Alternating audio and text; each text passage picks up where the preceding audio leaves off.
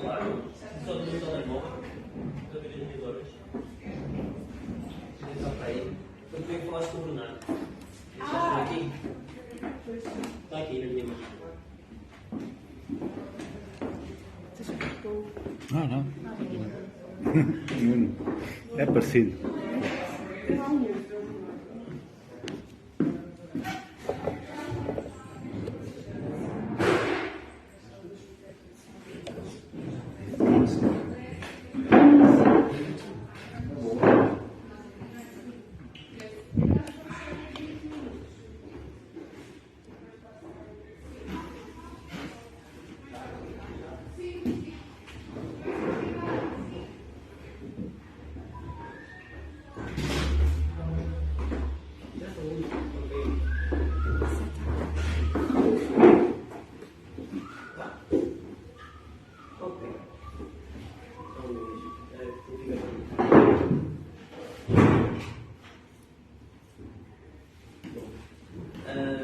Boa noite a todos e a todas.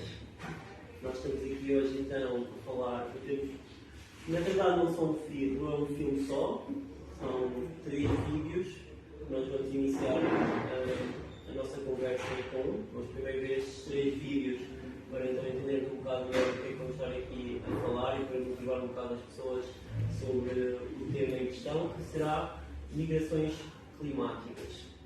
Para tal, nós então trouxemos 2 oradores aqui, que alguns já conhecem, outros não. Trouxemos então o Filipe da SOS Racismo e o Philip, que está aqui em Coimbra agora, mas já foi professor, investigador da Universidade de Amesterdão e Malmo e fez parcerias com Coimbra.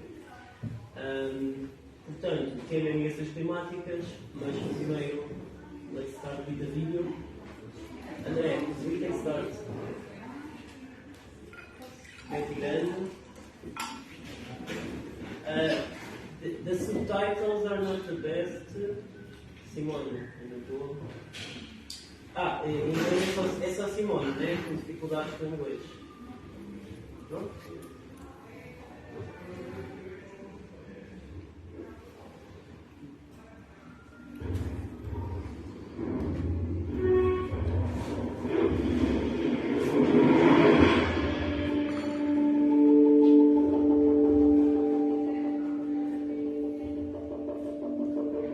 These numbers are projections at this stage, but could become a reality without concrete climate and development action. The report finds that if managed carefully, migration from vulnerable areas to more viable locations can bring new opportunities for people like Walde and Menorah. We are already seeing individual success stories.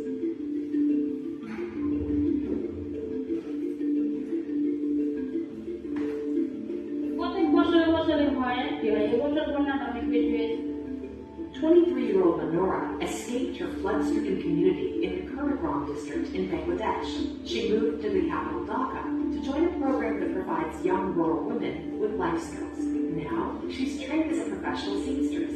She has a job offer in Dhaka that she plans to accept after graduation.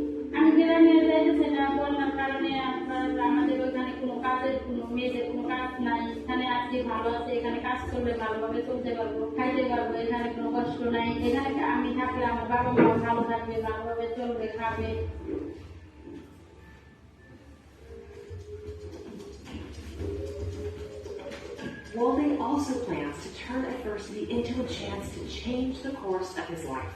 The 8th of 16 children, he left his father's small farm in a drought-stricken part of Ethiopia and walked for days to the small city of Hawassa.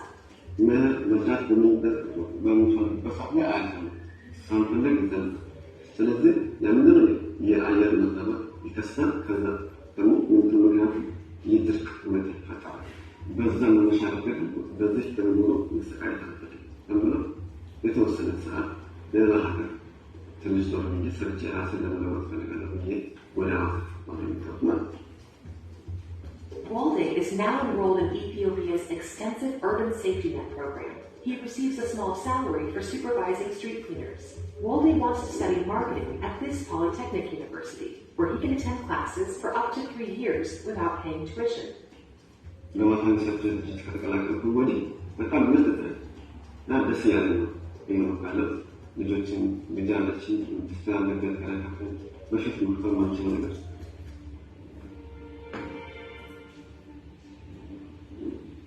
Some communities are finding ways to deal with climate change that don't require migration.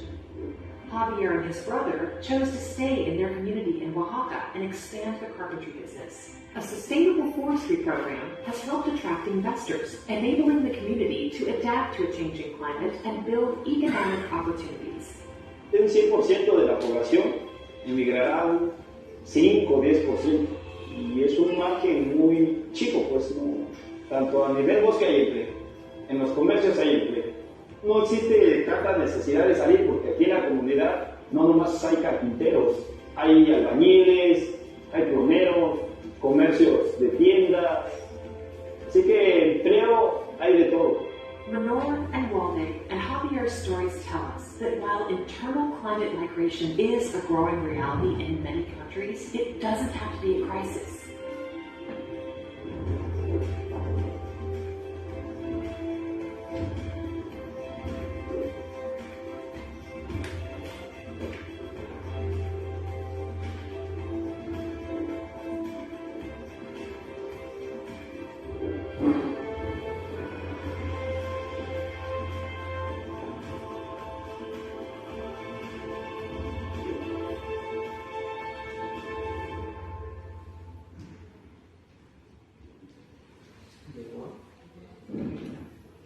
Nós vamos deixar isso depois, só comentar.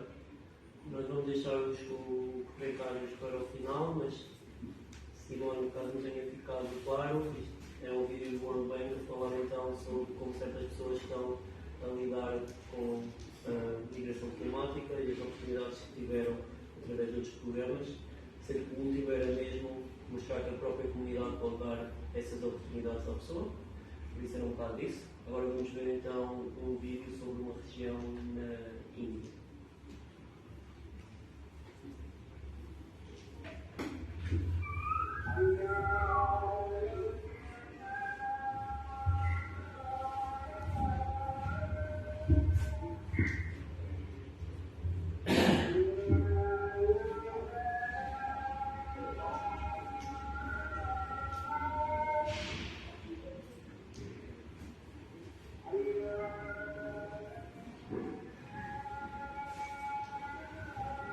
There's a bustling operation behind fancy cameras and food commercials.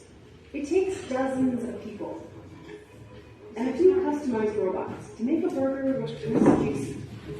So nothing here is simple. As far as the work we do, it's incredibly complex, very technical.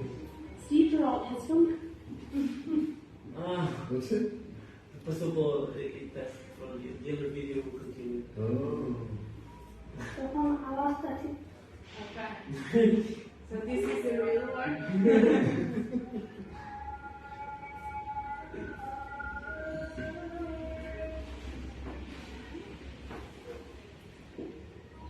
তখন আওয়াজটা ঠিক ভাবে একটা আওয়াজ মাছের বাড়ি তার উপর যদি ডালটালি উড়ে যায় তখন একটু চাইছে বাচ্চারা কোথায় যাবো কোথায় থাকবো এটা একটু জিনিস আছে আমার একটা ছোট্ট দেহ ছিল ওই দেহটা আমি ছিলাম ঘরের ভিতরে দরজা হচ্ছে যখন সমস্যা একটা শব্দ হচ্ছে আমার একটা মুখ ধরে কান্নাকাটি করছে মানে ওরকম একটা আগে হলে আমি ওকে আগে ধরে নিয়ে ওই বাড়ি ছেড়ে বাঁধের উপরে উঠি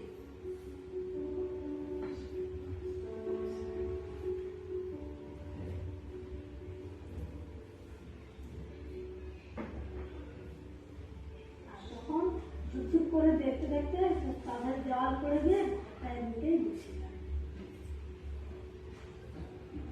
Gita Maiti lives in the Sundarbans on Musumi Island. She is one of 13 million people who call this delta region home. Straddling the border between India and Bangladesh, these low-lying islands are facing rising sea levels that are 3 times the global average. Several islands have already disappeared, and scientists say Musumi could be next.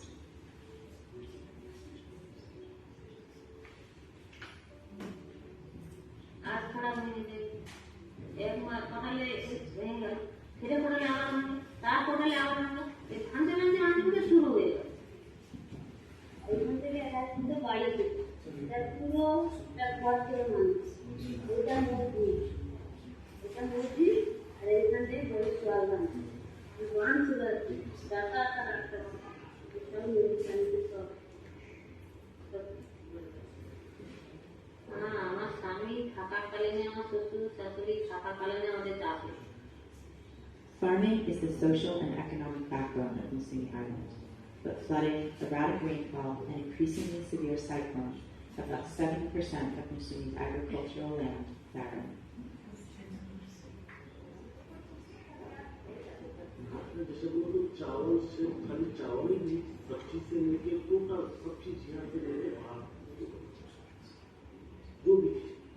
जो भी सब्जी बनता था इलाका आदमी कितना खाते थे उससे कम से कम 10 गुना ज्यादा खा दो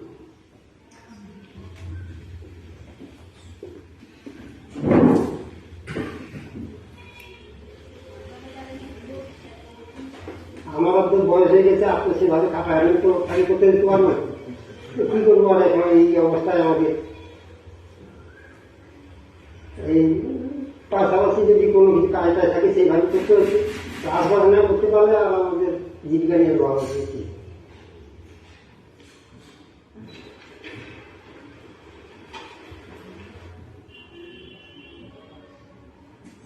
The need to buy the food they once grew is forcing young men to leave the land their families have farmed for generations and migrate to the cities for work.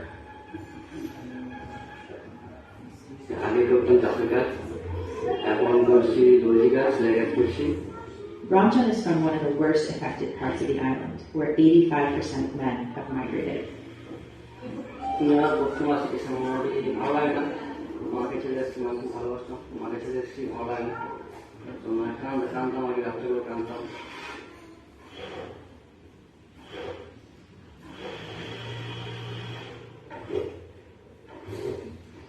Ramjan was only 13 years old when he left Musumi. Now he lives and works in this room with 4 other tailors, sewing from 7 a.m. to 11 p.m. every day. Ramjan makes barely enough to support his wife, their 2 young children, and his mother back in Musumi. Many young couples have only known a life apart.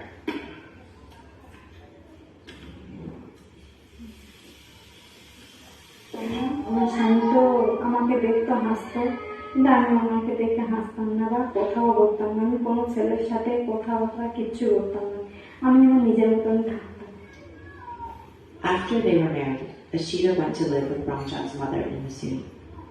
Ashita had never even seen the ocean before, and now she is surrounded by it. আমি যখন এখানে আসি প্রথম যখন পানি উঠে আমি তো খুব তখন ভয় খেয়ে গেছি যে এত পানিতে আমি কখনো দেখিনি প্রচুর পানি টানি বেড়ে বাইরে যেতে পারিনি সবসময় তো ঘরের ভিতরে তো থাকতে হয় আমাদের ভাতটা খাওয়াতে হয় যে খাটার উপরে স্টোভকে রেখে ভাতটা খাওয়াতে হয় পানি যখন আসে যেহেতু মৌসুমিতে এবং খুব খাওয়া দিতে যাচ্ছে স্বামী ঘরে কলকাতায় কাজ করতে গেছে স্বামী কাজ করতে গেছে এখন 1.5 মাস পর দেখে আসছে সে কাজের সার্টিফিকেট রাখতে থেকে আবার চলে যাচ্ছে ফোনে কথা হয় সে দুঃখের কথা বলে আমাকে আমি তার দুঃখের কথা কাকে বলি এখন করে দুজনের টাইম কাটায়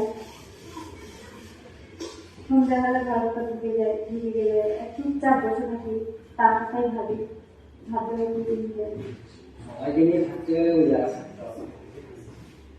But most families can't afford to leave. The state government is trying to help. They're supplying bricks to some who have lost their homes. They're subsidizing rice, an effort to ease food insecurity. And they are building 3 new flood shelters that will help when disasters strike.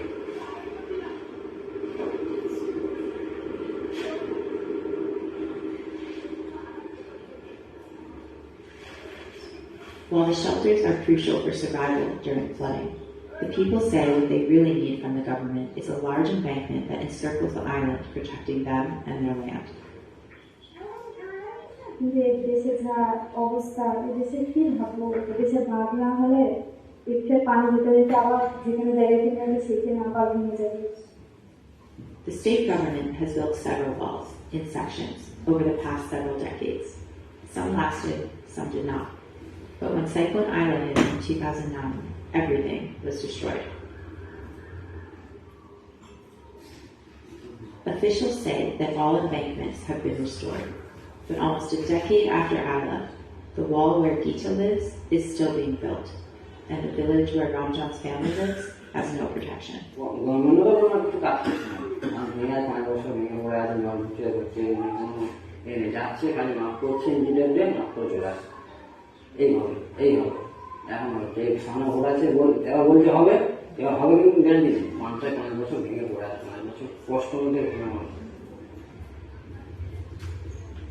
a well-made embankment will buy time for the people of Musumi, the heart of the issue, the relentless rise of the warming ocean, remains. Main जो है मौसमी में अगर एलान का अगर काम नहीं हुआ तो मौसमी भी बाद में जैसे तो 2-5 साल 10 साल के अंदर मौसमी भी का दिख नहीं है नदी का कुछ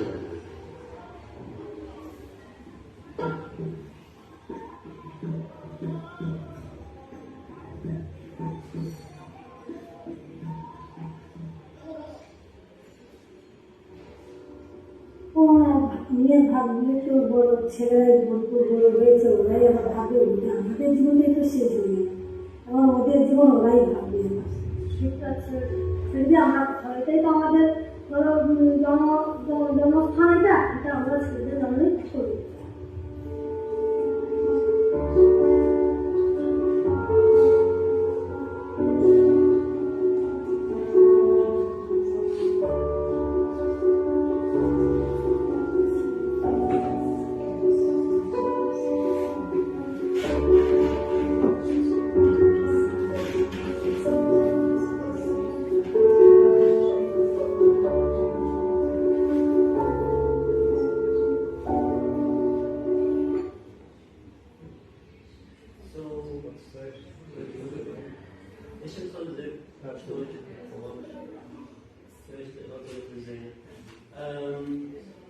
Pronto, como viram, este foi caso mais pessoal da situação que está-se a passar naquela região asiática. Normalmente fala-se da questão do Bangladesh, mas este delta indiano faz parte dessa região que está a sofrer e em que basicamente é uma ilha, porque aqui tem mar e aqui passa um rio, então seja uma pequena ilha.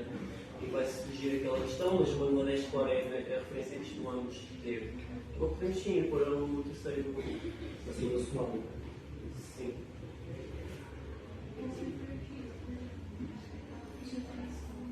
Primeiro, toda a área aqui dentro, olha um camarada lá.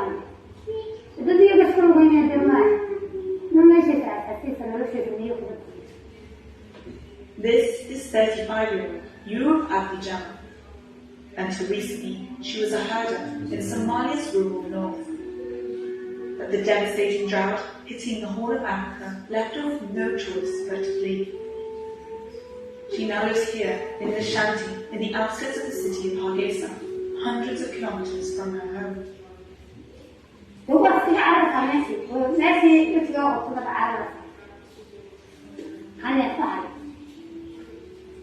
Jana, a mother of 8, is a climate migrant, and she is not alone.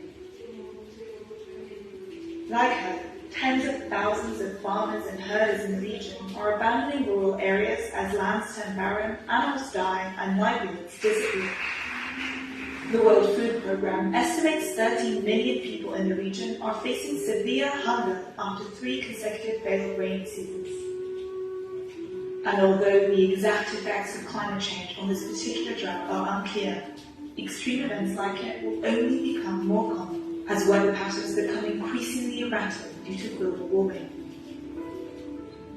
Floods, storms, wildfires, droughts, extreme heat, and rising sea levels are already pushing people from their homes in droves. Experts say no region will be spared.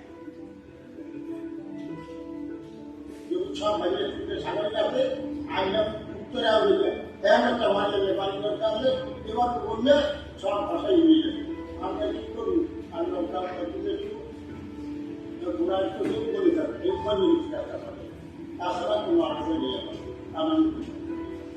2020, 30 million new internal displacements were caused by climate disasters. That's 3 times the number of those caused by violence and conflict in the same period. Tengo 2 niños que no tienen casa o donde dormir. No tenemos nada. If emissions are not cut, the World Bank estimates some 260 million people would be at risk of climate-related internal displacement by 2050. Typically, migration is extremely costly. And what we observe in every country of the world, in the global north and in the global south, for any kind of impact of climate change, is that the most vulnerable population, the poorest, the oldest, the least educated, the least informed, the least connected, those populations are always unable to escape, unable to flee, unable to relocate.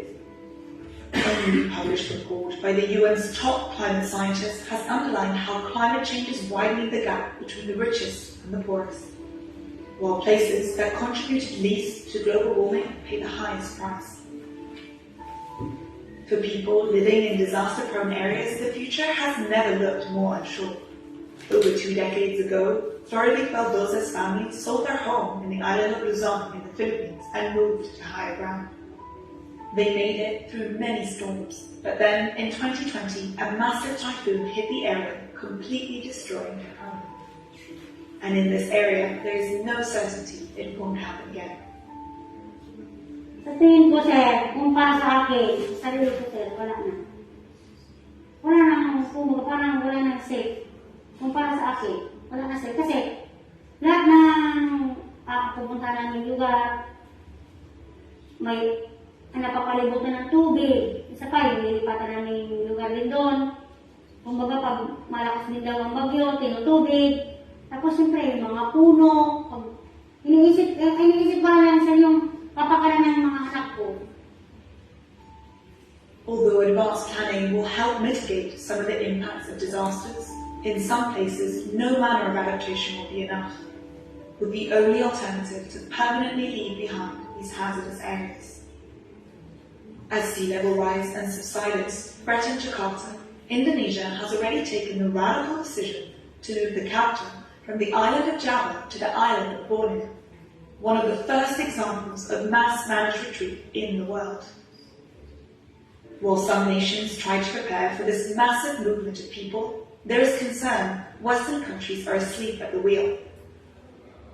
Sometimes we are still under the impression that we will not be concerned by migration flows and that infrastructure will be enough. We need to realize, and I think that the flash floods of the summer 2021 in Germany or in Belgium should be a warning signal for that sometimes infrastructure will not be enough and that we will need to rethink collectively the places where people live and the place where we allow people to live.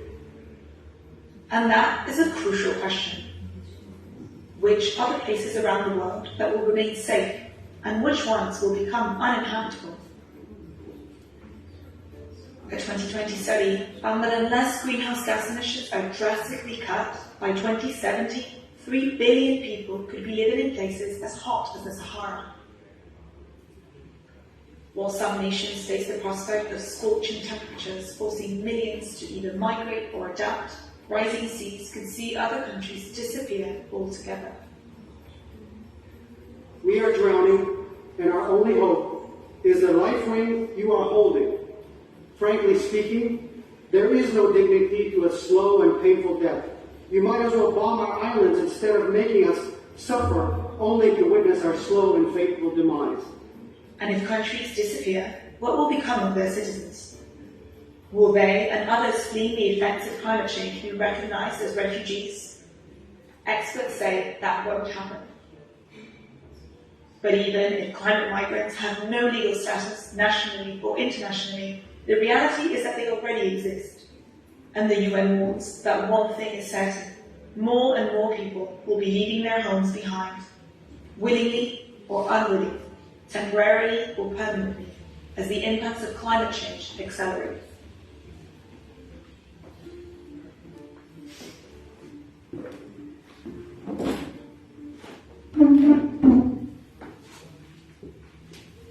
Thank you.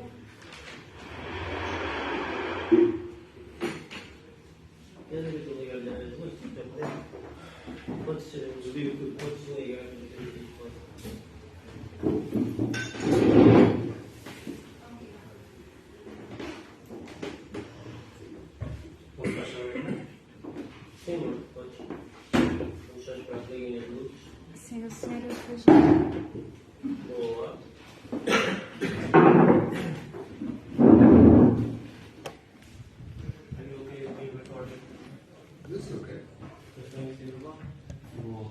Yeah, it's fine if you want to say anyone at home to show where you are.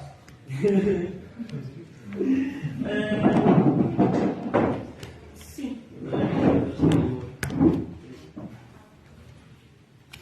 Nós nessa mexeu. Não, ocupa um espaço ali. Essa Não tem mais. Seja eu, amigo. Isso.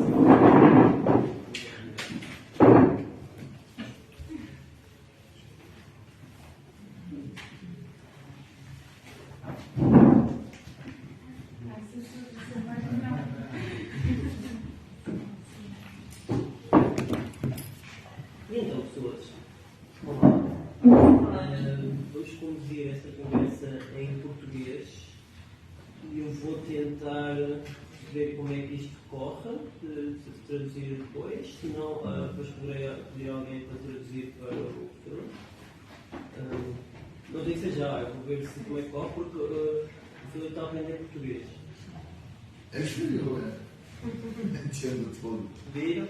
Ok, boa. Por isso, nós então começámos por elucidar-nos a todos com uns vídeos para nós vermos as caras, para nós vermos algumas das conversas que estão a ter em torno das questões das migrações climáticas. Decidimos mostrar um bocadinho de coisas diferentes em vez de focarmos num só vídeo.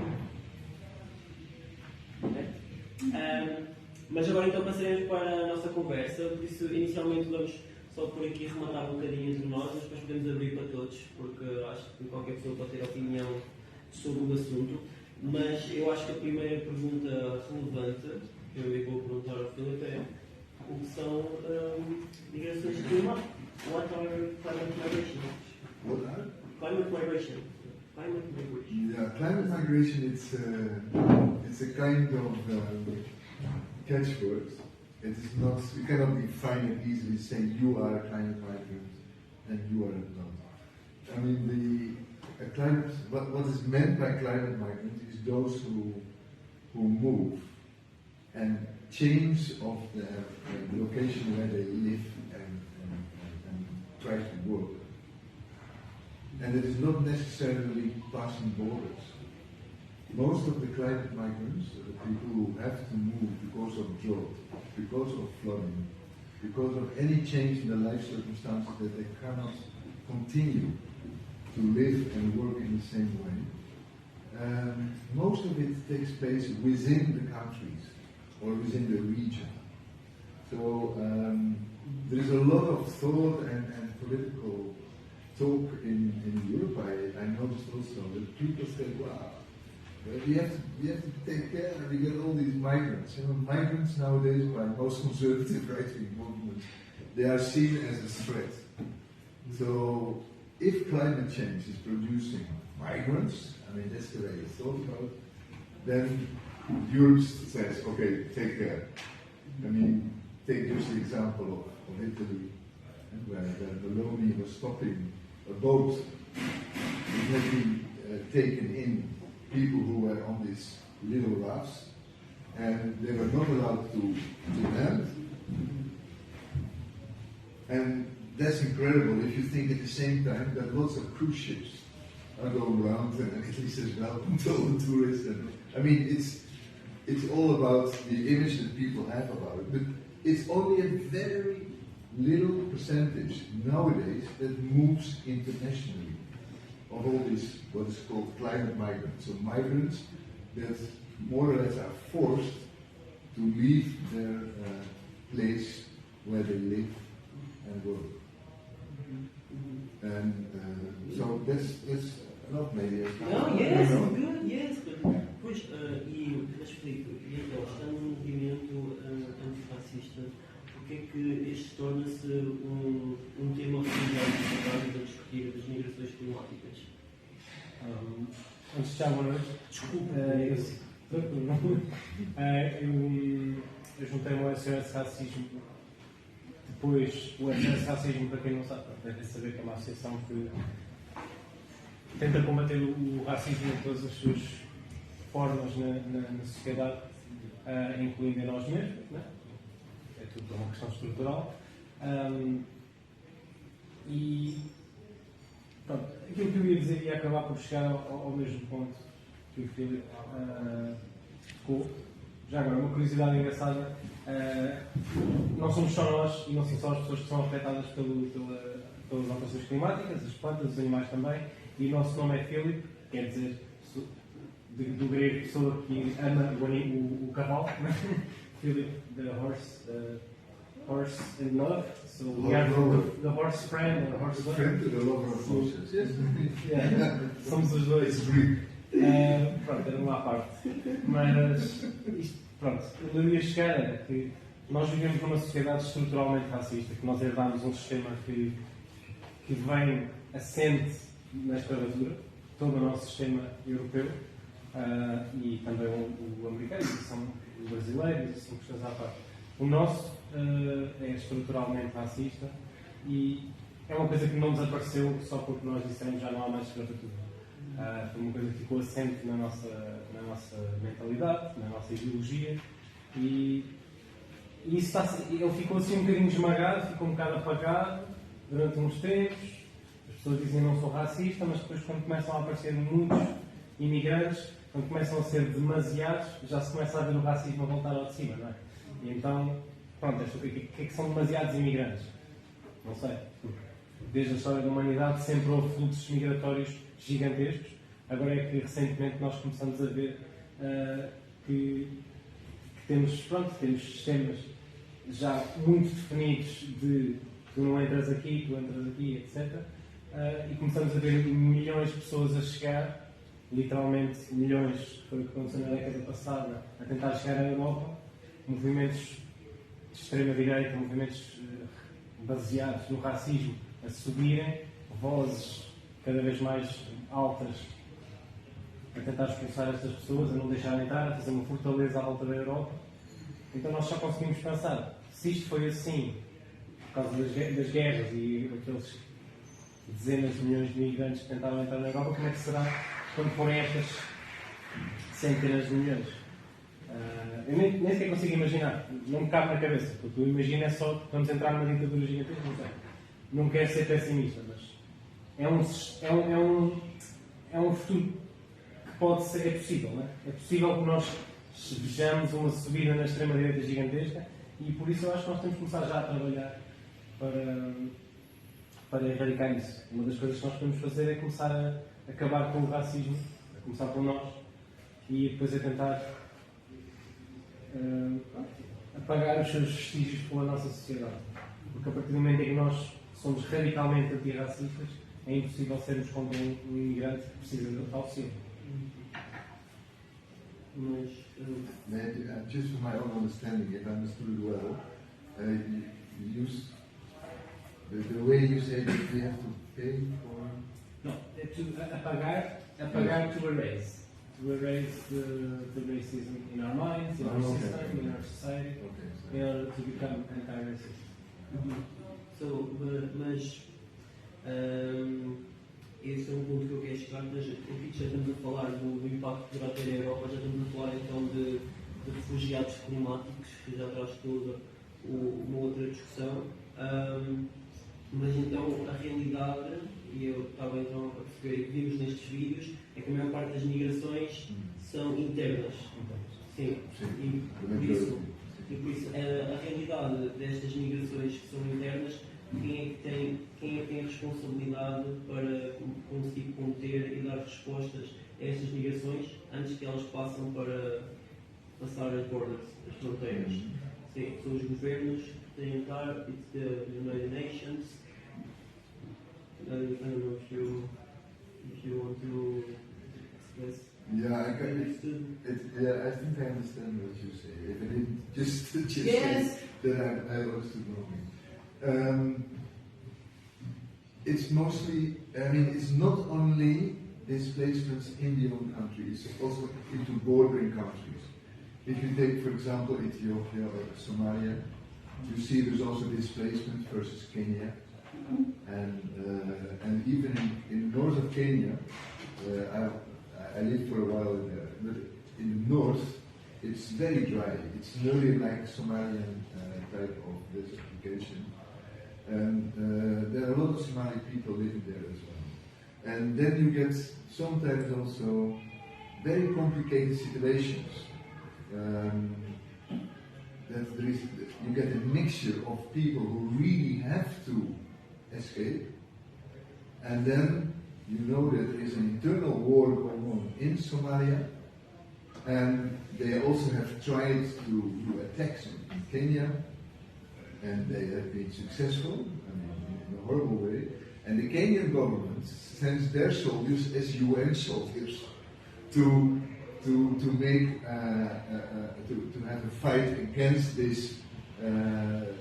Let's say the guerrilla groups or the fighting groups in Somalia. So there's also, you get mixed situations sometimes, and so not all internal displacements are 100% due to climate change, but due to climate change there are a lot of tensions, and tensions are really building grounds for conflicts, where it's easy for all kinds of opposition groups or for people who just want to get minerals or whatever, to put soldiers, to pay soldiers and to get hold of the area. So it's not always so easy to disentangle the whole thing. But in majority, you might say, climate change leads to displacements, and if it is over borders, it's mostly regional. So the horror stories that are told in Europe, we have to take care, because part of it will come to us. And we know already how negative the attitude and racist attitude has been towards people who, for not climate reasons, but for other reasons, came to Europe, just to find a job. And the way the migration policies have formed the European Union into a real fortress with very strict rules.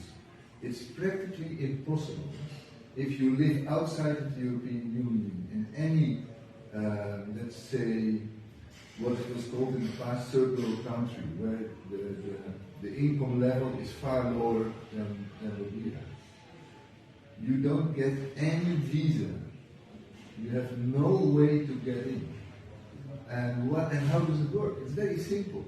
They say if you want to come to the Schengen countries at the embassy of any EU country, then you have to prove that you're going to return. And anything will be told, so this is not enough proof. We don't believe you. You will stay. And if you say, I leave our children behind, and we go alone, they say, no, but you people don't care about your children. So you don't get it. So in general, and I was personally involved, I was once with a Kenyan girlfriend that tried to get her into the Netherlands. I had to do a case in court against the state of the Netherlands, which I won. But it was just on the brink. I was not even sure if I should win. And the embassy, I called the embassy angry. I was furious. And they just said, no, they have nothing to look in upon it. They are lying. So, meaning, if these people who are not climate migrants already have big problems to enter the fortress of Europe, try to imagine what happens to people who come for reasons that they have to escape, and that maybe a little part moves further. But thinking on that, and I want to hear your opinion as well, So, falando de refugiados, speaking about refugees, we have the UN legal framework of 1951, if I'm not wrong. If you're persecuted by war, prejudice, you can, you leave your country, you can ask for support in another country. Should that be extended to climate refugees? Because as you have said, it's really hard to pinpoint that climate is the reason. So we have no spectrum. So should we have a climate refugees framework, or is that we shouldn't mix the things? No, I think it's not necessary to mix it, but you should make openings for legal migration on the basis of forced, of any reason that forces you to go and to leave the country. And nowadays it's impossible to get access to the Convention of Geneva, where you refer to. This is only for refugees, and not, this means political refugees. And you really have to prove it. Even I mean, many people, they escape due to a war, and they know they will be persecuted. Do you really believe that they have time to collect all the documents that they ask in whatever EU country? But they are not receiving a status as a refugee because they can't prove who they are, or they can't prove their situation, because during their flight they had to rush or they had to escape. I mean, you get very complex situation. So the question was, should there be also for climate refugees an opening? I should say yes, absolutely, there should be an opening. And anyhow, there should be an opening for, let's say, legal or regular migration for more categories than what is nowadays left open, that is family unification, and this is the refugee possibility. And we all know that the recognition rate of refugees is pretty low. And then people end up in irregularity, they end up in illegality, not because they are not refugees, but because our system doesn't like them, but we can't send them back as well. So they end up in a kind of nowhere land. É que eu não trouxe português, quiseres. Eu não consigo muito falar sobre a parte da questão das migrações internas, porque simplesmente não tenho conhecimento, expertise sobre isso. Posso falar daquilo que eu sei, que é o caso português, que eu sou de Viseu, que é um sítio que está a ficar muito seco, muito deserto. Estávamos há pouco a falar de Castelo Branco e da Guarda, que são sítios que já são bastante secos, mas estão a ficar completamente desertos, por várias questões, não só a questão climática, mas a questão climática é um fator, porque a terra está cada vez mais seca, é muito difícil, abaixo mais ou menos da linha do Monteiro, começa a ficar muito difícil ter uma terra boa, e as pessoas deslocam-se para o litoral. No caso de Cabo Verde, eu estive em Cabo Verde durante um mês e meio na ilha de Santiago, e Cabo Verde costumava ser verde, não é? Por isso é que se chama Cabo Verde. É uma ilha assim, mais ou menos redonda, cujo centro está a ficar completamente deserto, não tem nada a ver, eu não consegui ver. Quando passei pela ilha não via uma única árvore, havia uma ali, uma acácia. Depois no norte havia assim algumas pequenas zonas com floresta, assim um bocado no sul também, e as pessoas estavam completamente deslocadas para os polos da ilha. A ilha estava completamente deserta e era impossível fazer o que quer que fosse lá. Havia deslocamentos, landslides de terra.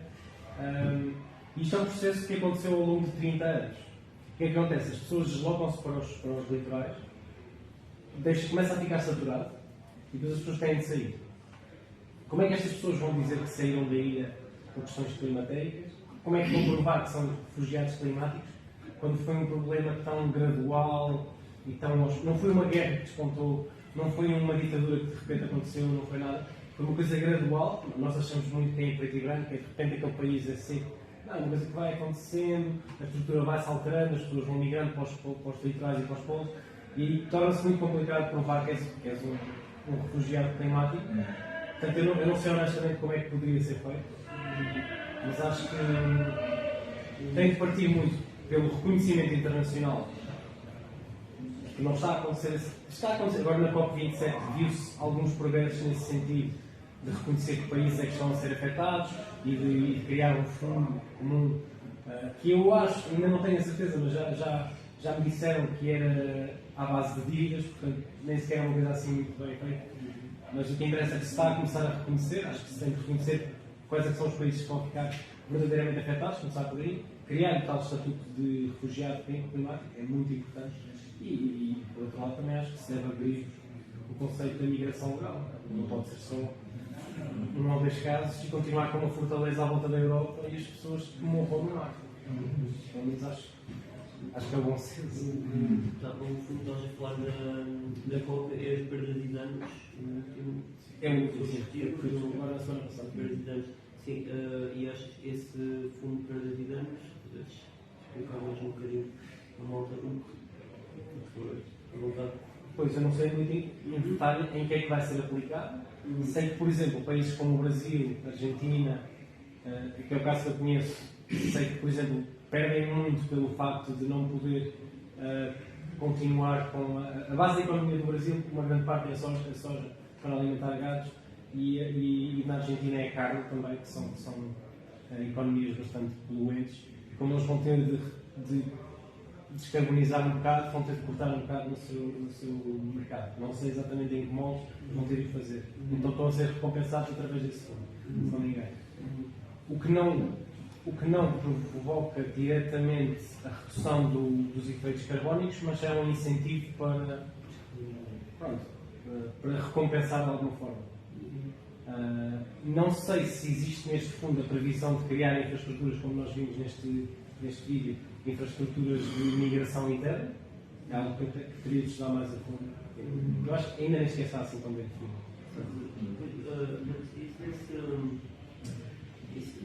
Climate migration is something new. This discussion is from this century, or is something that we have been talking about for the past 50, 100 years, but with another name, like environmental migration. Or is this a 21st century problem, or? It's a bigger problem, and it's getting an incredible problem. But it has always been there. I mean, think about nomadic people. They had a lifestyle that they went from a place to another place due to the fact that during the year it was better to herd their animals, for example, 100 kilometers further on, where there was still water, and to come back in the other season when the rain could come or the water was reachable. So they had several patterns to move around, just to give an example. So, of course, I mean, if you go back in the very, very history of the world, there have always been movements of people due to changes in climate. I mean, we have had the ice age. And think about it, I mean, countries where I come from, like the Netherlands, we had glaciers, so there was really not to live there. And there's even been a time that the UK and the Netherlands were still connected. There was no North Sea. So there's always been migration in the world, and there's always been reasons to migrate. People were always trying to go to better places. But I also want to say one thing. What I liked from the person who was interviewed, and it's very important to understand. This climate problem causes huge and higher inequality in the countries concerned. And the poor people, they cannot move, and you really have to think about this. The people who have means and education, they can move. They don't move. They belong to these millions who are counted already as internal displaced people. But you also have to think about a lot of people who are extremely poor. And in order to be able to move, you need money. There is no way to move if you have no money. And this is one of the big things that we have to realize. And to say one critical thing about this last climate talk, and a lot of things have been said by others about it, but money will be given in order to fight the consequences of climate change. That's very interesting. It's not to try to solve the cause of climate change. No, we try to do something about the consequences. And I am a little bit afraid when we talk about this issue, about the possible impact that migration due to climate change, this displacement, might also, a little bit, but I mean, if there are annually 21 million people, and you get only 10% in the West, then it's still 2 million. So that's where I believe the rich countries are terribly afraid of, and that's why they give money, just to fight the consequences. So my fear is that if you really look into the hearts of the politicians, they want to try to get rid of the possible flow into our countries. Yeah. I don't know whether you agree. Yeah. Concordo.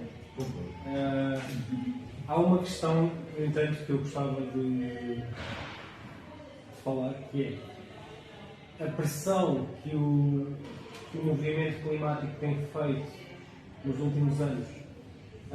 O movimento e os cientistas, toda a contingência, tudo que se tem feito no sentido de alertar para as alterações climáticas tem feito um impacto nas nações, nos diplomatas. Estão a ser feitas negociações que foram mais ou menos congeladas durante a era do Trump, Bolsonaro, porque era muito difícil para as pessoas negociarem, porque eles simplesmente não apareciam nas negociações. Portanto, algo que um diplomata argentino me disse pessoalmente, que é impossível falar com o Brasil e com os Estados Unidos neste momento, que são dois dos países core no Ocidente, porque eles não aparecem, eles não têm pressão. Aquilo que tem acontecido desde o movimento das greves e etc. tem feito um impacto no sentido em que eles estão a tentar pela via diplomática. Ou seja, não é que esteja toda a gente com falta de interesse político. Há dentro do movimento político também pessoas a tentar e há pessoas que estão que não querem saber e estão a ceder a lobbies e etc. O movimento dá força a estas pessoas que estão dentro e nós também temos de nos focar nisto, que também há pessoas a tentar, também há pessoas a fazer um esforço e nós temos de manter alguma esperança, porque senão morremos de nihilismo e de desespero. Isto porque as últimas alterações que têm sido feitas têm sido também causa do nosso impacto, do nosso ativismo constante e de estarmos sempre a chatear os governos. Era só para dar assim uma nota mais positiva. Mas eu acrescentaria o que é que isto significa, a crescente pressão que o movimento climático tem feito, mas que voz é que isto tem dado às pessoas, por exemplo, pessoas como vimos neste vídeo, que tipo de voz é que tem dado a elas para falar sobre a sua realidade e os seus impactos que estão a sentir? Porque há quem questione que nós é que estamos a falar por eles, e há quem diga que eles não estão a ter a sua própria voz. Nós só estamos a puxar as nossas políticas, mas normalmente não há espaço para as vozes do Sul, ou para as pessoas mais impactadas pelas migrações, ou para as pessoas racializadas. Não sei se é uma opinião. Eu tenho algumas opiniões, nada muito concreto, claro, mas sei que dentro do movimento também há esta consciência, que é muito europeu, muito branco. Houve até algumas controvérsias dentro do movimento da Greta e etc., porque não havia pessoas negras envolvidas, e depois já começou a haver, eles também ali com alguma controvérsia. Ou seja, é algo que se tem noção, mas que é um problema, porque quando eu estava em Cabo Verde, as pessoas têm noção das alterações climáticas de uma forma, sentem na pele. Não é como nós pensamos nisto ao fim de semana, eles sentem todos os dias na pele. Eles não querem saber de nós, eles só querem saber de arranjar comida. Eles estão muito mais preocupados já estão preocupados em salvar-se. A maior parte deles já estão preocupados em arranjar emprego, etc. Já não estão muito preocupados com salvar o planeta. Portanto, é uma situação muito difícil. Alguém no meio do caos, que já estão alguns destes países, esquecer a sua vida e a sua família e dizer não, temos que resolver as alterações climáticas. Eles lá também já entraram num nível de desespero que nós ainda nem sequer conseguimos atingir. Isto é uma ideia que eu tenho daquilo que eu tenho visto. But if I understand as well, talking about the Cape Verdean Islands, isn't it?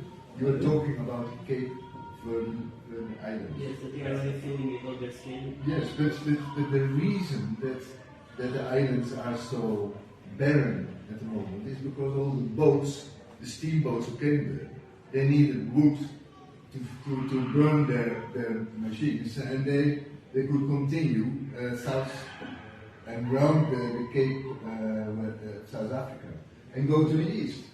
So this was also due to the steamboat area. So it is destruction already of the environment in an earlier period than what we talk about now, like the Amazon forest or somewhere else, or even Europe. I mean, we have no more forests. Only in Poland, I think, there is still so. And Cape Verde is an excellent example of destruction of the natural environment due to our development in the north.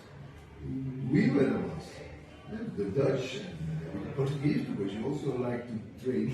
We are a little bit similar in that sense, and to earn money in other countries and to go far. Yeah, so I didn't understand completely the discussion because I didn't understand your question well. So I said, I will find out later. I can try to synthesize. So he asked me about the voices of the people who are not as privileged as us, and they are dealing already with the consequences. Yeah. And I was saying that it's very hard for them to speak about this because they have other things to deal with. Yeah. They have to save their lives and so on. That's what I felt. Contacting with them. But now the pressure to try to solve this issue, or who will solve this issue? Will it be the governments, the diplomats, the politicians, or does it need for the civil society to, and you're in a group for that, to raise their voices? Desculpa, falei português. Pronto, como é que vamos prosseguir? Quem é que vai resolver o problema? Vão ser os governos? Tem que ser a sociedade civil? Estás numa associação, se do lado da sociedade civil, a fazer pressão aos governos? Como é que podemos avançar nestas questões? Quem é que vai assim? Quem é que vai solucionar o problema? Se continuamos com mais uma COP, se a migração vai ser posta na mesa por parte dos governos de extrema-direita ou o que seja? Eu não sei quem é que vai resolver, não sei se vai resolver, mas sei que se houver alguma esperança, ou seja, o que não podemos fazer é parar de fazer pressão sobre os governos. Isso não pode acontecer, porque se nós pararmos de fazer pressão sobre os governos relaxam. Isso é dado adquirido. Aconteceu em 2017, 2018, 2019, houve muita pressão, o nosso governo até se portou relativamente bem, começou a fazer promessas e mais não sei o quê, e ainda alteraram algumas coisas. 2020, 2021 veio o Covid, pararam de haver manifestações, parou de haver greves, parou de haver tudo. Relaxaram completamente, meteram um ministro da Economia que é ex-CEO de uma... como é que se chama? Exato. Relaxam completamente, já estão a tentar voltar atrás com as medidas. É isso, nós não podemos parar de fazer pressão, isso é o que eu acho. Não acho que vai resolver, não sei se vai resolver, só sei que não se pode parar. Isto é tudo tiros no escuro, nós estamos a tentar e não sabemos se vai resultar. Mas não podemos parar de atirar, porque senão aí é que não vai resultar mesmo. In your life, have you seen the effort of the people doing pressure to governments reaching somewhere, or has the government done something in the issues of migrations that you want to share in your activism? It doesn't need to be climate, but it's climate, and you know that you have been involved with some issues of migration in your life, because so you can of course share something about it. I first want to come back to your first question. Okay, that's good. Is it possible, I mean, what could be a possible solution? I mean, I'm not a politician. I'm coming from university doing research, but I have my own opinion about possible solutions. But you can only reach something when you really get governments doing the things that they promise. And the issue nowadays is that all these governments come to all these meetings, private meetings, whatever meetings, and I was just reading a report from the International Organization of Migration on this, and it was prepared for this climate law. And it's 3 pages only, and this is in accordance with the meeting there, and that's in accordance with the meeting there, and we all know that only 1/3 of all the promises they made come true. If Western countries in general promise money, if the European Union promises money to poorer countries on conferences, it's not what's really happening. They don't transfer it because there are always, they say, yes, but this regime is not stable, it's not transparent, it's not this, it's not that. So then they wait. Or there are 1 or 2 countries who make problems. The only way is really that there should be a common census. And how to reach that is a big, big issue. And I'm a very optimistic person. But in this issue, I'm afraid that people are only going to act if it's too far, when they feel it themselves. When they say, oh my gosh, like last year, here with all the wildfires in Portugal and in the Netherlands, that people start to be aware that soon, that means within 30, 50 years, maybe we have to give up half of our country. And there are all the major cities. So now the planning institutes are thinking how to encircle the major cities, Amsterdam, Rotterdam, The Hague, with huge dikes, because we know so well how to make dikes. And it's here Dutch. Come on. I mean, we still think in this type of solutions. Well, we don't realize, like in Germany, like in other countries, that why do we have so much internal floods? Because we love to have, not gardens, but we love to have flagstones, for example. I will explain you what the heck the problem is. But we want to have more roads. We want to have more houses because our populations increase. All these buildings, all these infrastructure things mean that the rain cannot penetrate in a regular, normal way, softly into the ground, and then through the underground, go to small rivers, end up in the big rivers. That means it goes slow. In the past it went slow, even with heavy rains. Now when you have heavy rain, it is like today here in Coimbra, when it is raining, I mean, I'm a pedestrian, and I'm waiting at the bus stops. You know what happens. You get suddenly during the rain, these big, little floods. It's the same phenomenon. So if we don't realize in Europe that all these things are going to be only worse, or do we have to experience it? This is the big problem. I think there's something weird with human beings, that they only start to do things when it is too late. That, oh my gosh, yes, it's true what I told 40 years ago. And then it's too late. So, I mean, I don't know how you feel or think about it. Yeah. One last thought, because it's getting cheirou para a nossa. Yes. A minha última. O meu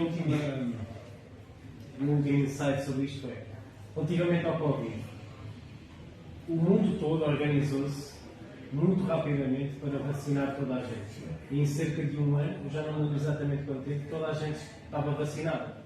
Uma vacina tem muitas fases, e toda a gente dizia que tem de esperar 3 anos para fazer não sei quantas fases e não sei o quê. Mas de repente toda a gente está vacinada. E o Covid está relativamente resolvido. Nós conseguimos organizar-nos como sociedade. Quando o problema está aqui, dá para organizar. E provavelmente, quando as alterações climáticas estiverem a atingir os países chave, nós vamos resolvê-las. Vai ser tarde demais. E esse é que é o problema. Nós temos de nos mover agora, como nos movemos no Covid, e isto é uma boa chave para nós termos alguma esperança, que é, se nos movermos como nos movemos no COVID, para acabar com o Covid, ou pelo menos diminuir o Covid, para resolvermos o problema das questões climáticas, transportes públicos, pegar no dinheiro da ciência, investir em ciência climática, que resolve, que nos dê alternativas de energia, que possa trazer alternativas para estes países que já estão no caos. Se nós tentarmos, nós conseguimos. Essa é que é a questão. If we try, we can. Because, yeah, we've seen it. Yes. But at the same time, we have to realize that it is already there, and it is going gradually, and it is literally, you could say, eroding our system without that we witness it, because it's not yet killing us. It's not yet forcing us out of our own house.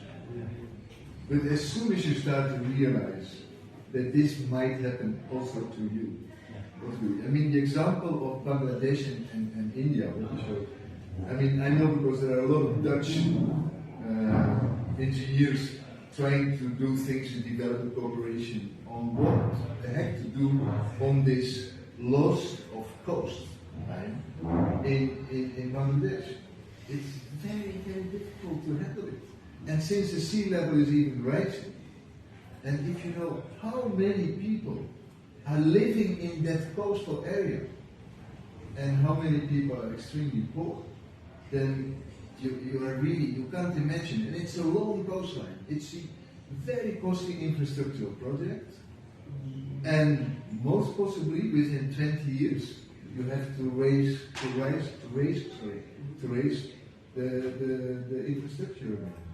And what I saw on this movie, I mean, it was for me a bit laughable. I saw an urban dike with loose big stones on it. Now, I mean, this. Vamos, em algumas áreas do mundo, vamos começar a ver que existe um número de dias com temperaturas extremamente elevadas. Portanto, vai existir um número de dias de tal ordem que a vida se torna completamente impossível nessas áreas. Portanto, eu acho que a questão de definirmos o que é um refugiado climático, infelizmente, pelas piores razões, vai ser uma das questões mais fáceis, no fundo, de mapear ou definir. Vejo isso. Bom, eu acho que depois esses fluxos vão acontecer. E vão acontecer da forma mais dramática. Porque quando as situações são extremas, as pessoas reagem. E se olharmos para o passado, e vocês falaram aqui, se não houve no passado também migrações climáticas, por exemplo, na Europa, nós temos o caso da Irlanda.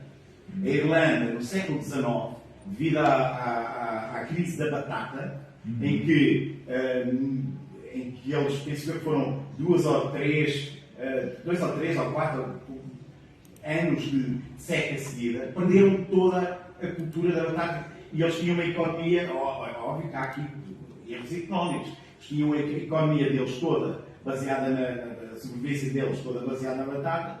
Depois tinham um governo colonial inglês que não os apoiou. Inclusive, sabe-se que a Irlanda, nesses anos em que tinha a população morrer à fome, exportou bens alimentares para a Inglaterra.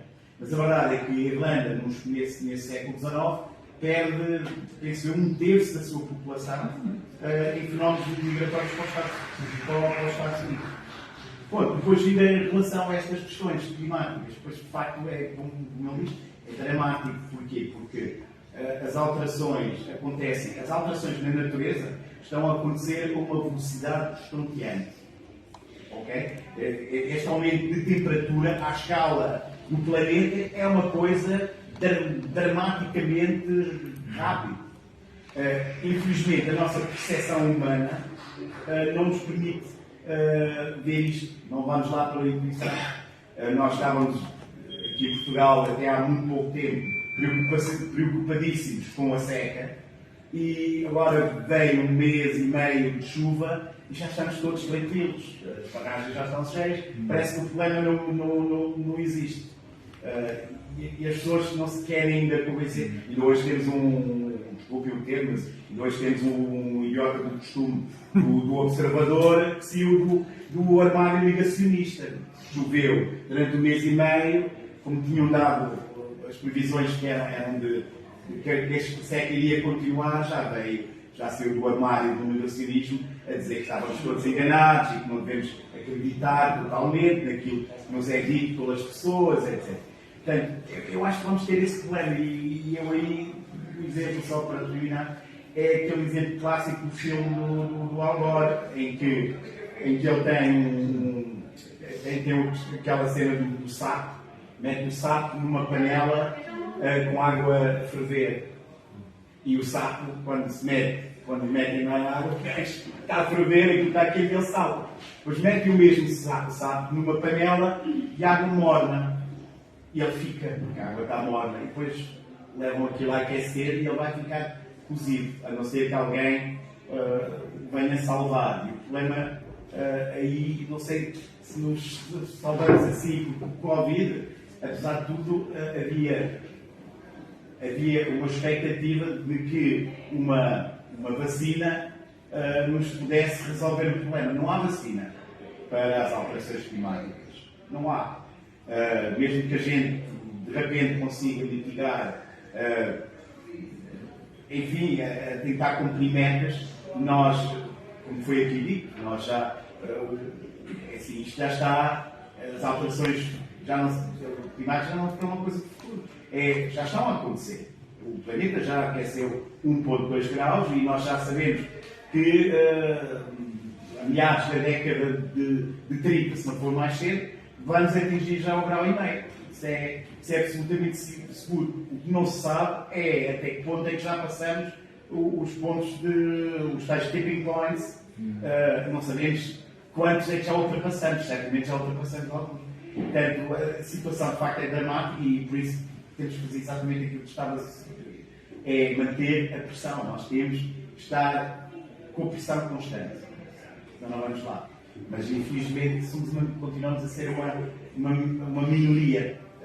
Não sei se na Holanda, por acaso seria interessante saber como é que está o movimento na Holanda, se continua a ser um movimento de massa, se temos as pessoas ainda mobilizadas, ou se é como um pouco aqui em Portugal, pronto, fazendo assim uma ação pública, se aparecem 10 pessoas, como estamos aqui, como tivemos apenas 10 pessoas na sexta-feira. Mas, mesmo noutros meios, não está fácil a mobilização. Ontem, na terça-feira, houve um debate também sobre a COP, com a Helena Freitas, que é um nome grande da ciência aqui em Coimbra, tem imensos seguidores no Face, não sei o quê. Foi organizado pela Universidade, pelo Centro de Ciência, não sei o quê. Costuma ter sempre imensa gente, chega imensa gente, e deram 10 pessoas, 12, acho que eu. It's interesting because I get a little bit feeling like the question, can you mobilize a larger share of the population? And I immediately got the thought that a lot of people believe, oh, there will come a solution by engineers or whatever. We don't have to think about it. Someone else will bring the solution. And that's a very dangerous thought because we don't realize the force of nature, and because we have not been in the hurricane ourselves, we have not been flooded ourselves. I mean, in the Netherlands it happened, but that was already so long ago. It was in '53, and I was only 2 years old, so I don't remember anything of it. But it was devastating, and that led to the mobilization of money and knowledge in the Netherlands and of people to build is infrastructure to do something about what can happen when your country is flooded. But it's very interesting what you said, because mobilization is very difficult. So many people, they prefer to do their own thing. And as long as nothing happens, they say, okay, oh, the politicians will solve it. And at the same time, they say only bad words about politicians, because politicians do never anything. So it's a very shaky situation we are in. People, they say, oh, others will do it. And we see at the same time that all those organized bodies, and body in the sense of conferences and whatever, and international organizations, they have only paperwork, mostly. There's recommendations, and the one recommendation follows the other recommendation. There's not enough action. So, I mean, it has been already incredible that you have to get into things like this. Very young Swedish girl, Greta Thunberg. That's, yeah, I never know how to pronounce it in English. And the student, yeah, it's a little bit different. And that she is a kind of awakening force. And that young people have to think, my gosh, my parents, my whatever, my neighbors, they don't care, but it's my world also. And it will be longer time my world than the old people. So mobilization maybe has to go through also for much more educational issues on schools. And I think you have been working in this field more. Yeah, let's not forget that Greta apareceu. I would say just in this. Yeah. She came. In Português. Ela é o spark, né? Já havia toda uma estrutura de movimento, de mentalidade, nós já fomos educados. O que nós temos de fazer agora não é esperar que a massa adira toda, é continuar até o momento em que a massa vem ter connosco. As pessoas não estão todas preocupadas a toda a hora.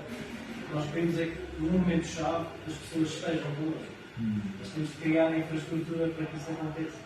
Infraestrutura revolucionária, de mobilização, etc.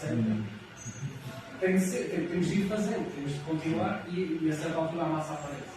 As pessoas são muito mais voláteis do que aquilo que parece. Hoje estão a reclamar, amanhã estão connosco na marcha. Eu acho que temos de criar, continuar a mobilizar e continuar a tentar fazer isto que estamos aqui a fazer. And there are more like this Greta Thunberg youngsters. I was surprised to see, I have a kind of special relationship with Kenya, and I was very happy to see a young woman from Kenya. I think she was like 18 or 19, and she was really good in telling exactly what the problems were in her country, in her region, and with the same force. And there are also good examples in all the generations. I mean, there has been one, I think she even got a Nobel Prize. Manjiri, a lady who started to reforestate. She started to do it on herself. And then she started to mobilize more people to replant, to plant against the erosion. Because people took away trees just to have on the hills nice tea plantations or other things. We don't withhold the mud flows. So you need trees, you need the roots to keep that. And she did it, and so I think in many countries there are nowadays these Greta Thunberg. And so that's a hopeful sign. But these are individuals who have power, or maybe they have parents who can afford that they can do it like this. So not all people or young people are in this situation. But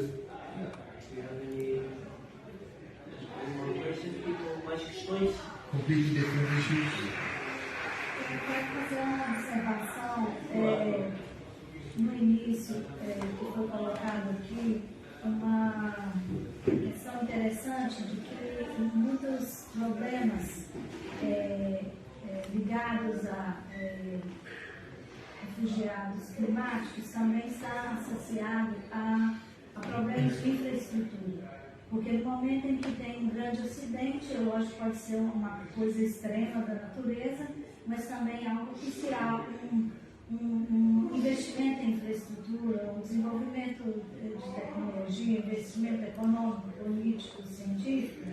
Esses acidentes ou essas situações extremas, elas podem ser não controladas, mas planejadas, né?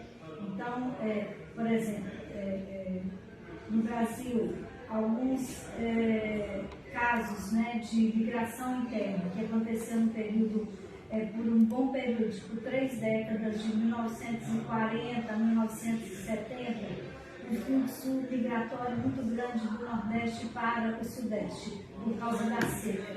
Então, se há um planejamento em termos econômicos de desenvolvimento e infraestrutura no Nordeste, esse fluxo migratório não vai acontecer de uma forma assim tão intensa, né? O Brasil, de 2017 a 2020, recebeu aproximadamente uns 600 mil venezuelanos ali na fronteira entre Roraima e Amazônia, por questões políticas, econômicas, mas também por falta de estrutura, mas também questões climáticas. Então, às vezes, essa necessidade de definir exatamente o que é um refugiado climático, lógico que tem situações específicas, tem o caso de eu não lembro agora o nome, de umas ilhas no Pacífico, que a previsão de que em 15 anos elas podem desaparecer completamente. Então, é uma situação de um país inteiro que pode desaparecer. Então, não é só simplesmente pensar para onde eles vão, né? E pensar também que eles vão perder um território, vão perder a identidade, né? Não é um indivíduo ou um grupo que está se deslocando, né? Tem uma região inteira que pode desaparecer. É uma situação extrema também. Mas o que eu vejo muito que essa necessidade que a gente pensar e discutir os problemas buscando solução ou vislumbrando, né, uma mobilização, uma articulação, mas também eu penso assim, como é o caso de muitos brasileiros que vêm estudar na Europa, vêm estudar aqui e deparam com um grande empecilho, que é a questão de bolsas, de propinas altas. Então, se essas pessoas que vão se qualificar para buscar competências que podem retornar para os seus países, implementar projetos, ideias e debates, elas estão impossibilitadas. Então, talvez uma forma muito eficiente da gente pensar esses problemas em questões práticas. Por que o acesso à formação ele não é democratizado? Então, esse eu acho que é um ponto muito importante. E não é só do brasileiro que sai do Brasil, ou de qualquer pessoa que vem buscar o conhecimento, mesmo dentro do Brasil, as pessoas pobres e que houve um programa de acesso, né, à qualificação, à formação superior.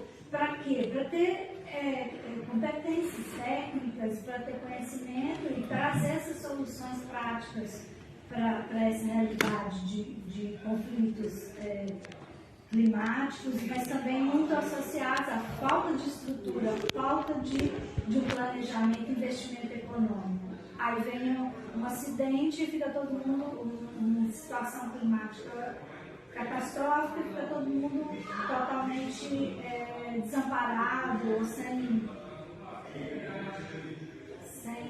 uma perspectiva, né? Então, isso é uma observação. Assim, em termos práticos, eu penso que essas discussões que têm acontecido na agenda, né, da ODS, planejando para daqui a 20, 30 anos, e empoderar as pessoas em termos de conhecimento, de competências, para elas interferir nessa realidade. Eu vejo que isso é um bom caminho.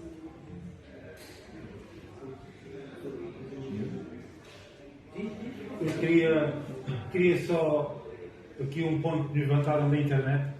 Nós em Portugal temos refugiados climáticos.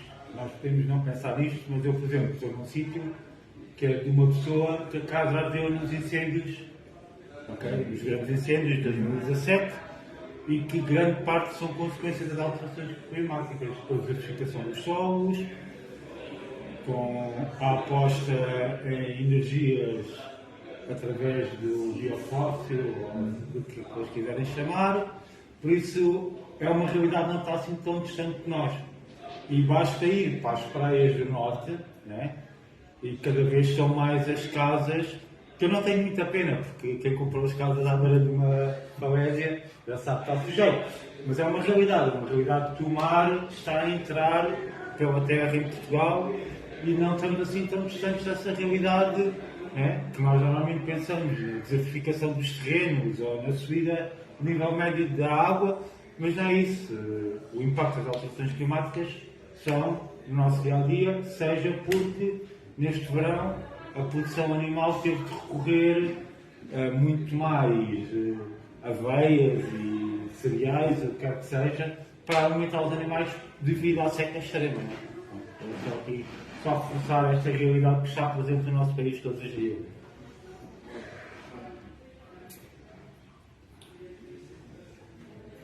Eu posso, se calhar, para acabar já. Não, não falo. Não, se calhar também está.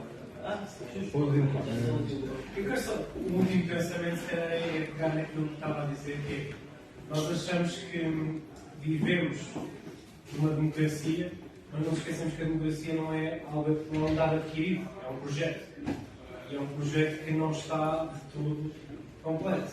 Nós não temos democracia económica, não temos democracia de educação, como estava a falar, não temos democracia racial, não temos democracia, temos muito desfazamento e muitas pessoas sem qualquer tipo de poder.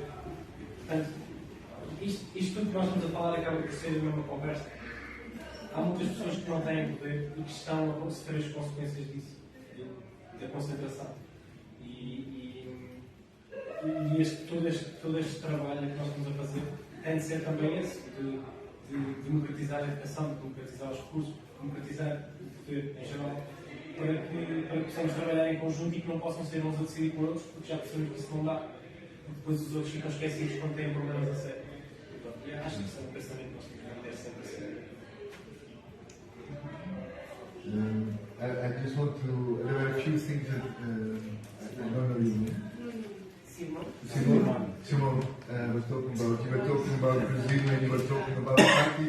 You also mentioned two things that was interesting. About urbanization.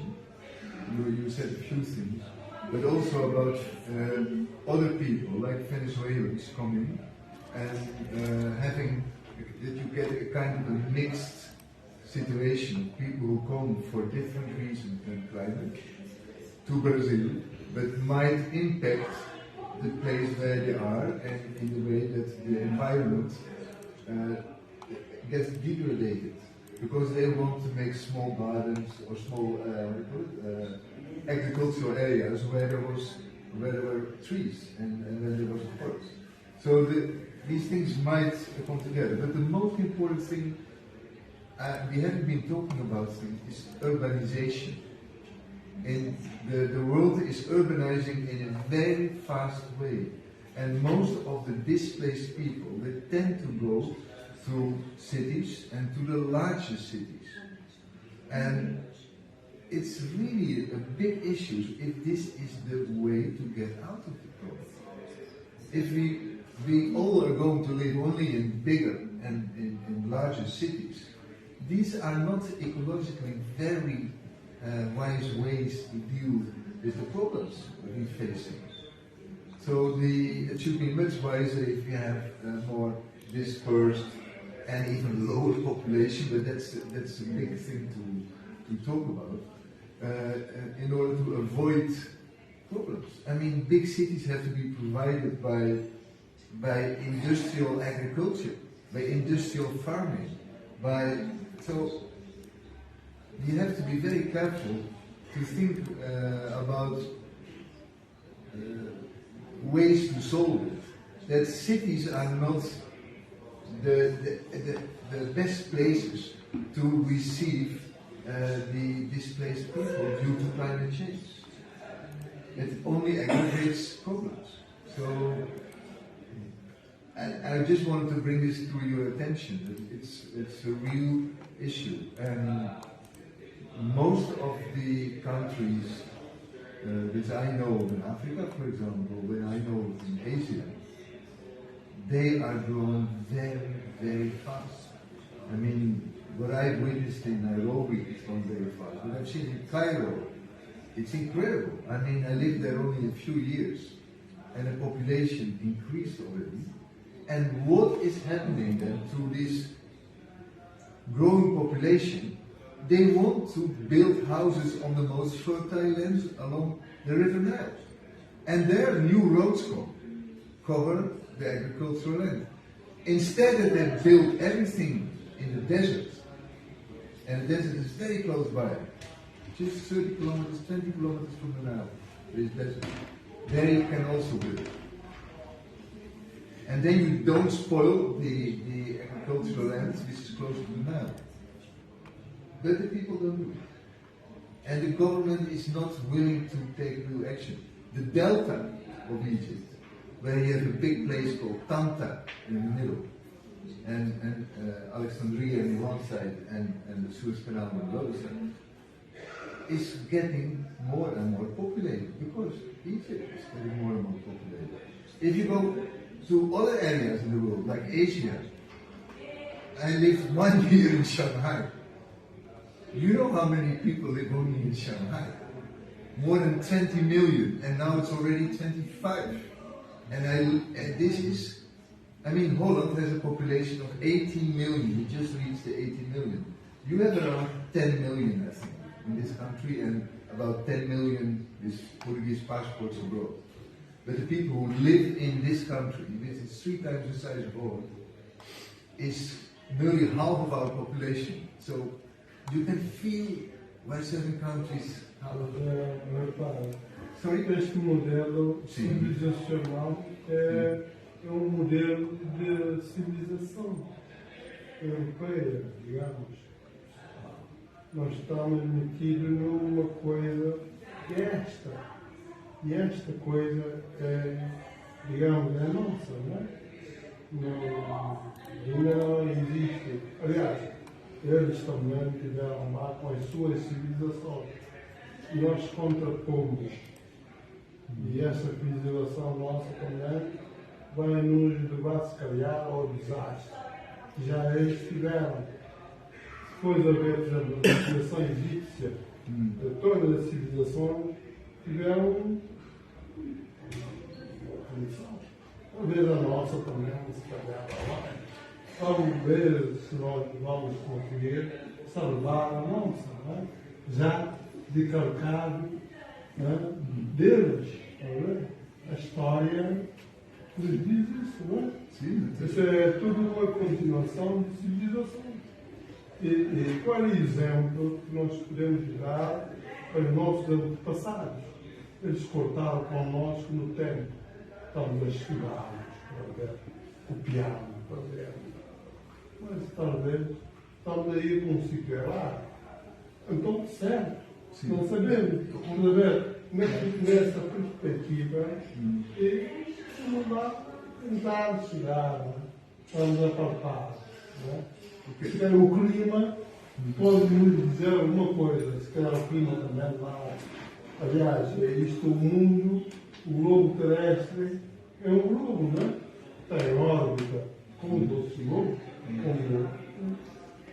podemos ter surpresa. Onde choveu o mundo, amanhã é capaz de não chover, depois sim,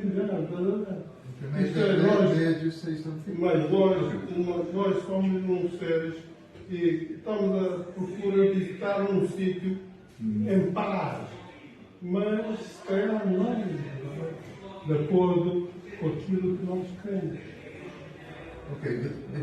E nós, neste momento, tu sabes falar português.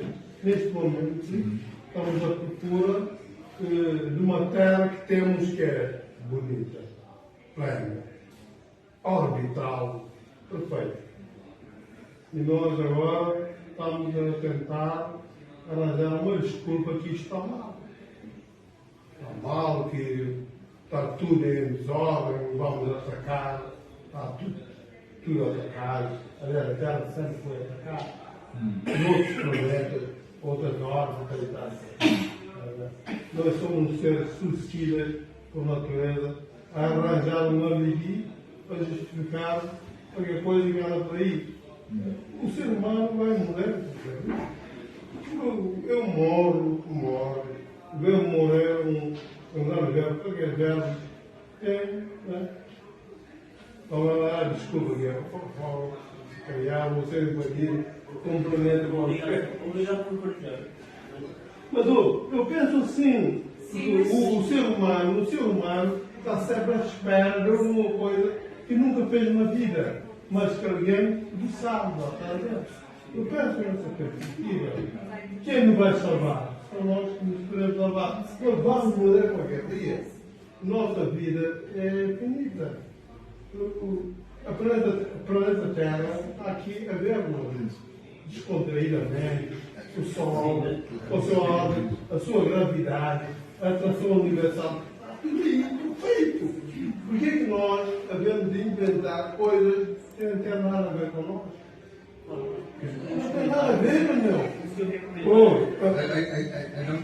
Eu não falo português muito bom. Eu não falo português. Sim. Eu falo português bem. Aliás, gramaticalmente. Aliás, eu faço por isso. Desculpa, em inglês. Mas, em inglês. Desculpa. Mas eu raciocino. Meu raciocínio. Yeah, okay. I get the feeling that you have the imagination. Please of it that we should talk about civilizations. They grow and they die.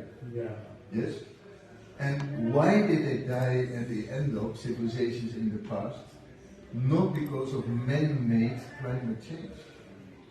So this is the extra issue that we see nowadays. That's why we talk about how can we prevent things. Globo terrestre. No. So I agree. No, listen. I agree that civilizations. No, please. I agree. I agree that civilizations that they have died because of climate change, for example. Yes. Sempre Sol. Aliás, o planeta Terra está ligado ao Sol. Você vai ver.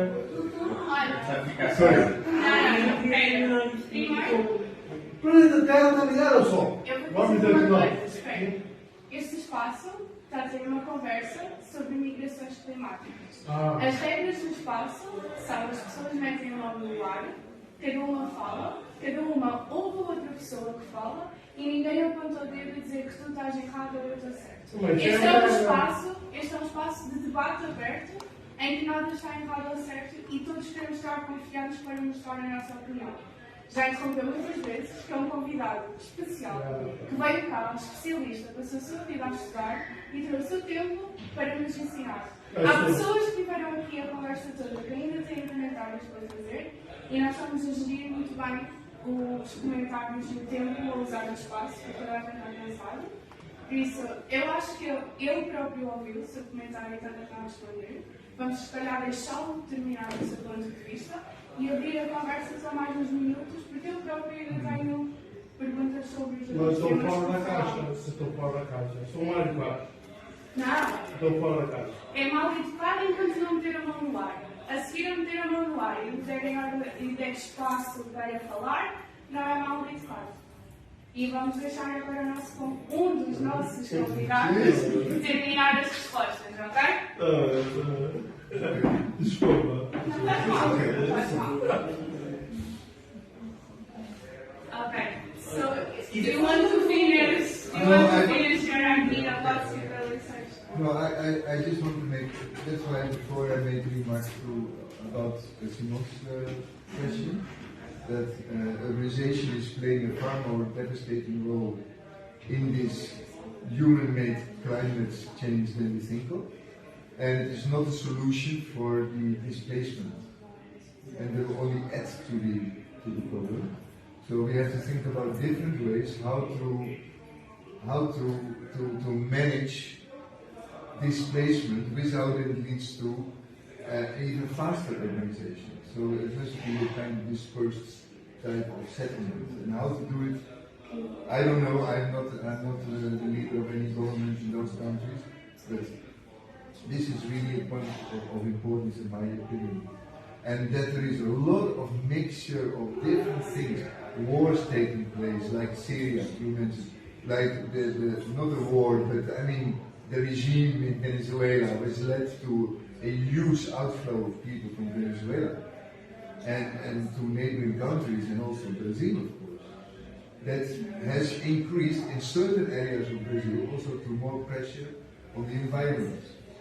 And then you can say, well, this is a natural thing that can happen, but it means there's a mixture of reasons. The Venezuelans didn't come due to climate change, they came for an impossible life situation, political situation, but the impact can add to the... Tem uma relação com o que ele colocou, porque no Brasil tem um movimento muito forte da agricultura familiar, e que é um programa muito fortalecido, sobretudo por, vamos dizer, programas políticos mais democráticos, não é o caso do governo anterior, né, no caso do Brasil. Então, o MST, que é o movimento do Sem Terra, está à frente de uma produção agrícola, né, de alimentos no Brasil, que faz frente com o agronegócio. Né? Então, o agronegócio ele está desenvolvendo, sobretudo na região da Amazônia, o desmatamento para plantio e para também criação de gado. Isso já é um fator muito dramático no sentido de que altera a questão climática.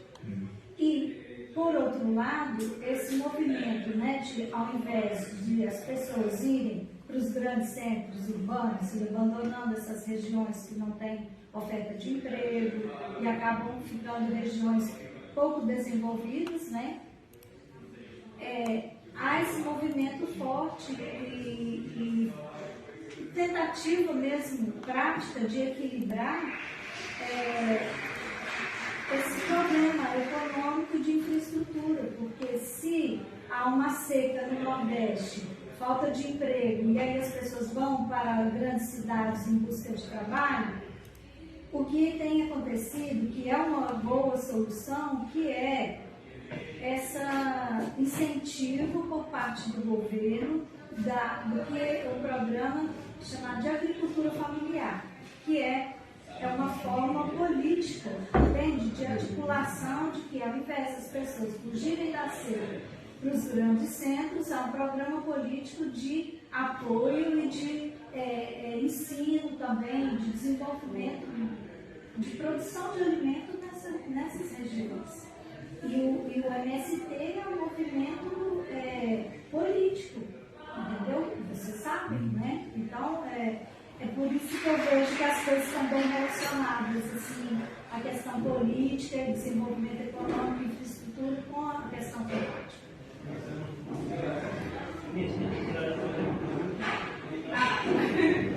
Ok, então,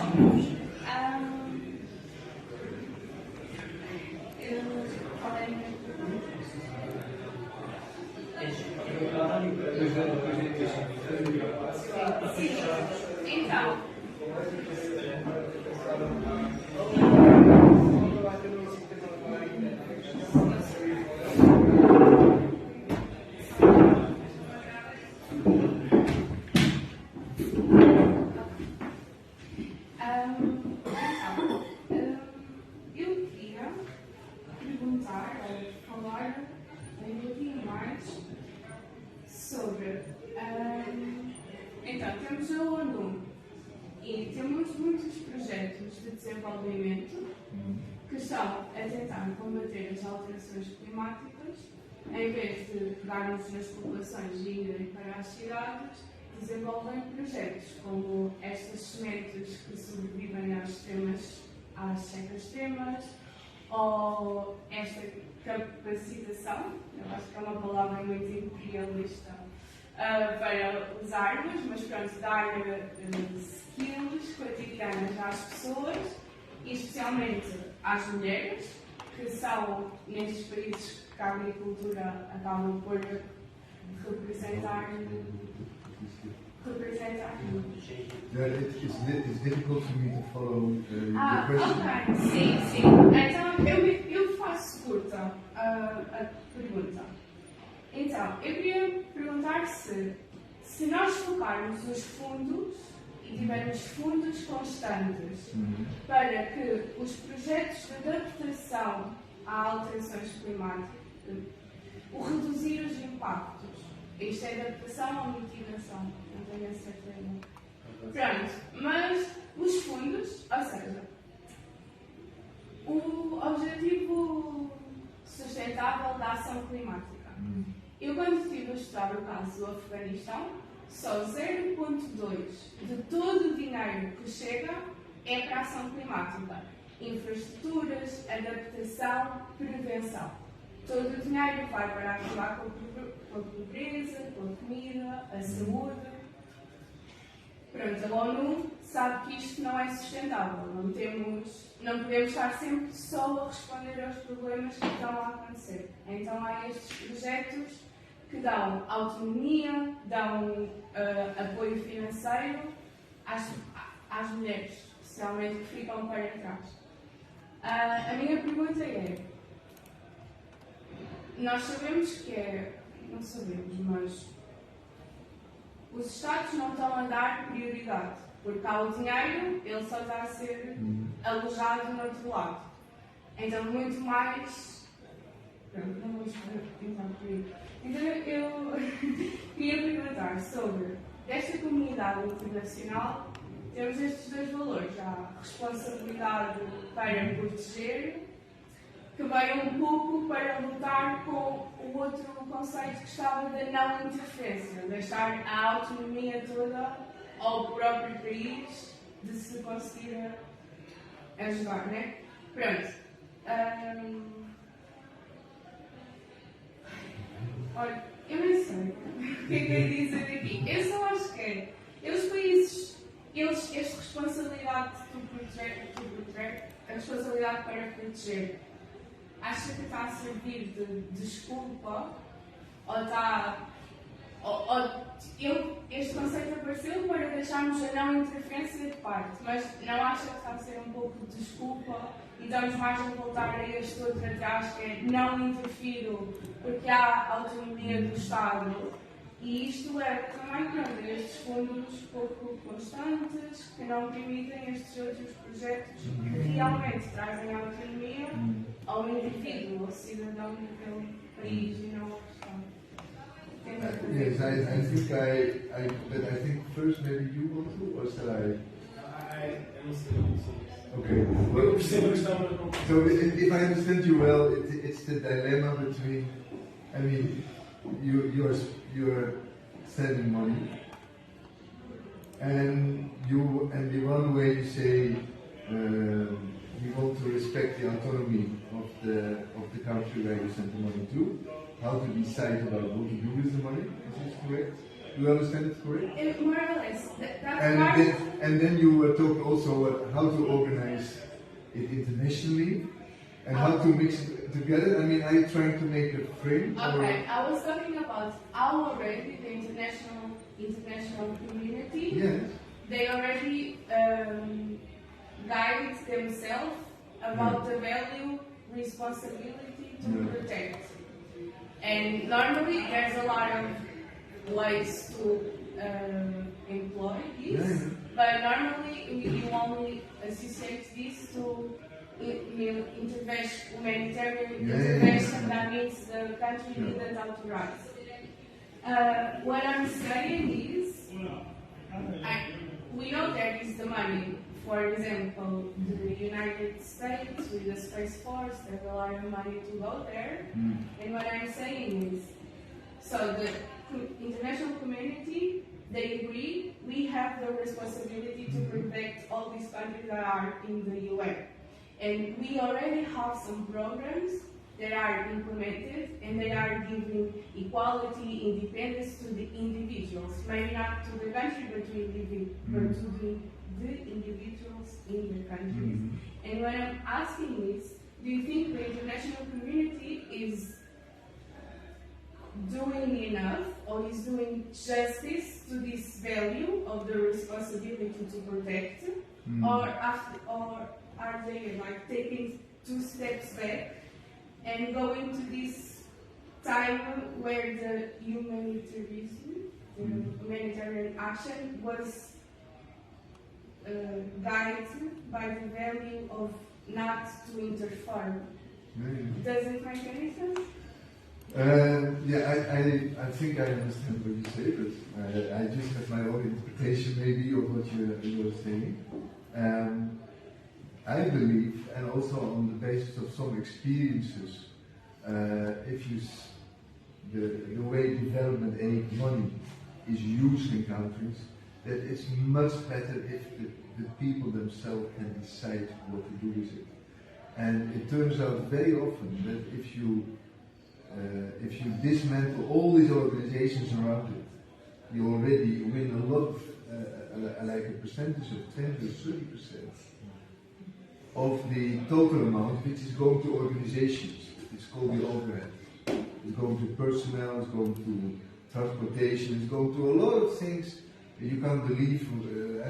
There are a lot of people who have work, are employed from, let's say, the donor countries, who have a good living and have a good life, and they have a very high status in these countries because they must have a villa and they must have this. These are all used, they all fed, like feeding, and they're all paid by this type of money. And I believe strongly that you should not do that at home. You should send the money, and you should try to get the money to people, and they decide themselves what they're going to do with it. That's the best way. They know exactly how to solve their problems and for what purpose it's best to use. So, but that's the question about development aid. I don't know how you link these funds to the climate change discussion. That's another issue.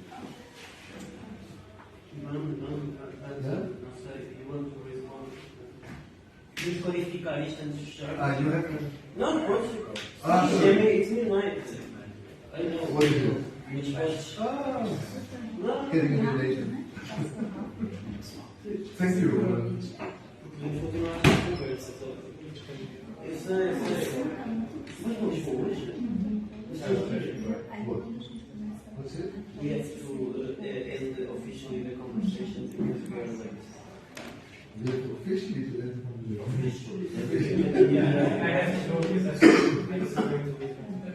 Oh my gosh, you have to reach the bus or the car? Yeah, I have to be there. Pessoas, vamos agradecer, porque já é tarde, desculpa ainda demorar um bocadinho mais, aconteceu, mas obrigado a todos por terem vindo, obrigado por terem vindo aqui falar. Paulinhas, pessoas,